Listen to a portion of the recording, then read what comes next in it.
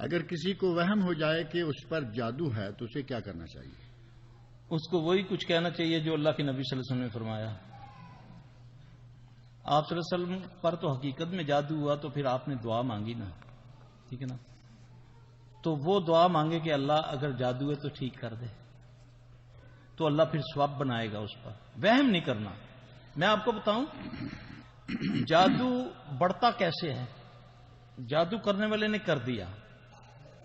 اب جادو بڑھتا تب ہے جب یہ جو ہوتے ہیں نا معالجین، یہ جادو کا علاج کرنے والے، یہ آپ کو کہہ دیتے ہیں کہ بھی آپ پر جادو ہے، پھر آپ اس کی تکرار شروع کر دیتے ہیں. ہر غیرہ وغیرہ کو کہنا شروع کر دیا جی کہ مجھ پر جادو ہوا ہے. یہ اس کی کھاد ہے، کھاد جس کو بولتے ہیں نا، اس کو قوت دیتی ہے.